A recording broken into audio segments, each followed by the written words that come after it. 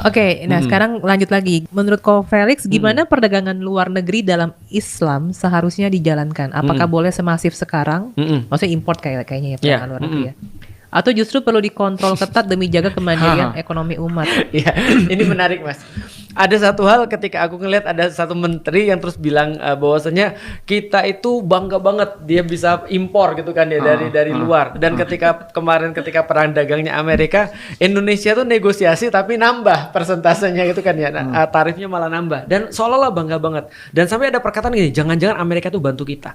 Aku bilang gini, kalau andaikan ada menteri yang bilang begitu atau bahkan kepala negara misalnya bilang bahwasanya buka keran impor sebesar-besarnya dan segala macam, aku cuma komentar di situ rip ekonomi. Karena yang aku pelajari di ekonomi kapitalis pun, yang aku pelajari adalah bahwa semakin besar impor satu negara, semakin kecil pertumbuhan ekonomi. Dan semakin tergantung dia dengan orang lain. Jangka pendek hancur, jangka panjang remuk gitu kan ya. Artinya itu kalau soalan-soalan impor dan ekspor ya. Sesederhana aja, neraca ekspor impor itu harusnya lebih besar ekspor daripada impor. Maka dia cuan kalau bahasa kita kan gitu kan ya. Kalau enggak kan ambiar Mas, amsyong kan gitu kan ya. Nah, itu cara berpikir itu aja udah problematis sih menurutku. Problematisnya apa? Ketika kita berbicara tentang kepentingan ekonomi lokal, itu sudah pasti problematis. Nah, artinya kalau semuanya dibebaskan seperti sebebas-bebasnya, pertanyaan sederhana, negara untuk apa?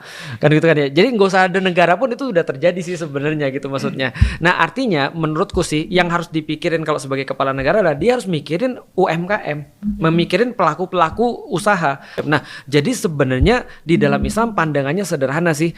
Tugas daripada penguasa itu adalah memastikan bahwa semua orang bisa melakukan aktivitas-aktivitasnya seperti normal.